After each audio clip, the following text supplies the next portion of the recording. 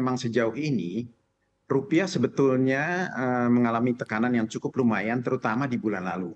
Tetapi dengan semua fundamental yang kita lihat quite positif di Indonesia, sebagai contoh ada beberapa hal yang perlu kita perlu catat. Misalnya seperti kita sudah lihat paling tidak 36 bulan berturut-turut kita trade surplus. Lalu kita lihat cadangan devisa kita cukup stabil, walaupun memang kemarin ada penurunan sedikit ke 139 billion, tetapi memang overall masih positif. Belum lagi statement daripada Bank Sentral bahwa paling tidak pertumbuhan ekonomi di tahun 2023 ini GDP growth paling tidak akan berada di kisaran atas antara 5 sampai 5,3%.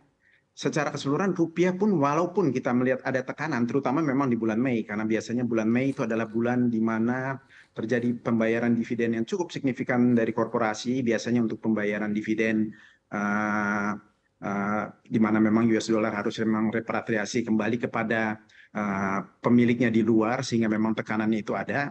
Tapi keseluruhan kita lihat sebetulnya rupiah berapresiasi quite bagus di tahun ini year to date paling tidak hampir mendekati 5%.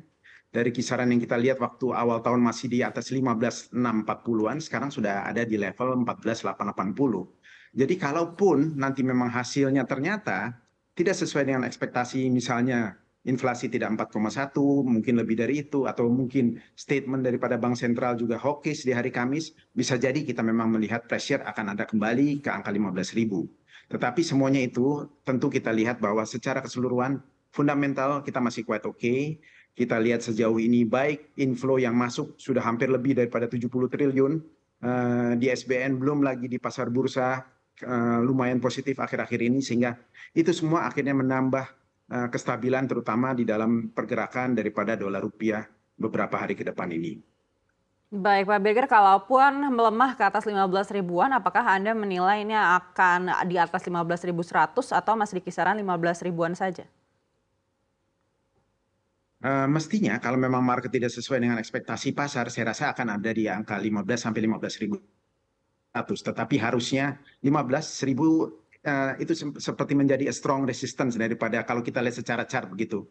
Jadi for the time being harusnya kalaupun memang ada tekanan bisa jadi memang akan ke 15. Tetapi kalau besok ternyata memang sesuai dengan ekspektasi pasar, mungkin kita justru akan melihat penguatan sampai dengan paling tidak ke level yang pernah kita lihat juga di tahun ini di kisaran 14.600-an begitu. 14.600. Kalau kita melihat dari banyaknya dana asing yang masuk, lalu juga sebenarnya data-data ekonomi kita di domestik ini cukup bagus begitu disampaikan juga oleh Bank Sentral, Bank Indonesia.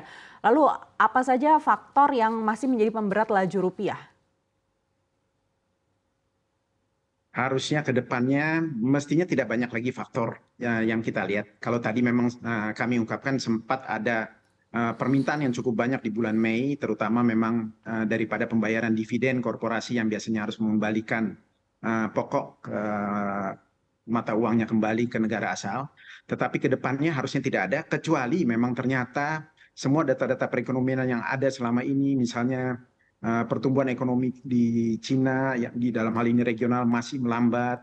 Hal-hal itu mungkin yang nanti bisa menjadi salah satu pemberat terutama untuk pergerakan di dolar rupiah. Tetapi kalau kita melihat sejauh ini harusnya dengan fundamental kita yang masih cukup baik, kalaupun memang ada faktor eksternal yang nanti menjadi pemberat terutama untuk pergerakan dolar rupiah, harusnya saya rasa 15.000 sampai 15.100 akan menjadi resistance yang cukup kuat untuk sementara itu untuk tidak terjadi pelemahan di atas level tersebut. Baik, kita akan beralih lagi ke Pak Willem. Pak Willem, kalau memang sesuai dengan yang Bapak katakan, mungkin terjadi pelemahan lagi di rupiah, tapi masih dijaga agar tidak sampai ke atas level psikologis 15 ribuan. Lalu seperti apa daya tahan mata uang kita dibandingkan dengan daya tahan mata uang di negara-negara peers? Ya, baik. Jadi kelihatan sekali karena tadi seperti tadi sudah sebutkan, jadi karena cadangan devisanya kuat, ya, comparing juga ya mungkin juga dengan negara-negara yang peers tadi. Jadi kita kelihatannya masih mampu untuk mengendalikan. Tadi termasuk menjaga batas-batas psikologis. Meskipun kita kurs bebas ya, tapi itu tadi namanya juga psikologis ya. Untuk mampu mengendalikan, jangan sampai dia menjadi angka itu kalau dilepas itu suka jadi liar. Suka naik, jadi makanya memang mesti dijaga. Dan kekuatan untuk menjaganya baik dalam ekonomi kita itu sedang dalam kondisi yang sangat memungkinkan untuk melakukan hal tersebut. kecuali tadi ada seperti tadi istilahnya itu pemberat. Nah, kecuali ada pemberat yang memang misalnya mengganggu ekonomi China yang sekarang lagi agak menurun, masih bertumbuh sebetulnya cuma agak menurun kebiasaan bertumbuhnya. Nah, itu bisa mempengaruhi ekonomi kita karena tadi mungkin yang justru agak mengganggu yang geopolitik.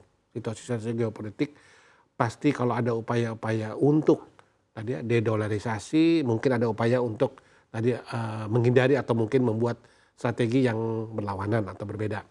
Sehingga itu akan pasti mempengaruhi dalam ekonomi dunia termasuk ekonomi kita. Jadi kena juga ya baik kita maupun tetangga kita dan yang selevel dengan kita itu akan terpengaruh semua. Kita itu faktor pemberat yang harus kita antisipasi terus nih. Pergerakan global yang sekarang lagi menuju kepada justru deglobal ya. Itu ada tren yang memang kurang begitu bagus dalam ekonomi dunia. Tapi untuk fundamental domestik kita tadi seperti disebutkan tuh sangat baik ya, cadangan devisa, ekspor terus melanjutkan surplusnya, anggaran pemerintah itu kan besar sebetulnya. 3.000 triliun itu bukan angka yang kecil, angka yang sangat besar untuk menjaga, melindungi ekonomi domestik. Jadi secara singkat kata dengan ada apapun tren yang berkembang terutama dalam hari-hari ini, itu kelihatannya kita masih bisa mengendalikan paling enggak sampai di semester 2023 ini masih dalam keadaan yang terkendali.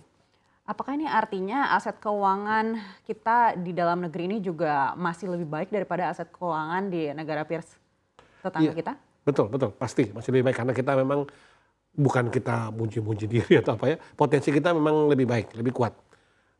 Selain dari sumber daya alam dan sebagainya, juga tadi ya populasi kita dengan posisi 275 juta ini memang potensi yang sulit dibandingkan. Jadi kalau kita gabung negara-negara yang di kawasan kita sebut saja Indo-China, itu juga besar, tapi itu gabungan keseluruhan semuanya ya. Jadi kita punya kelebihan-kelebihan yang memang kita patut syukuri dan memang membantu dalam melindungi ya, karena memang efek tetangga ini kita tahu ya itu terjadi tahun 97, efek tetangga itu saling mempengaruhi yang justru negatifnya.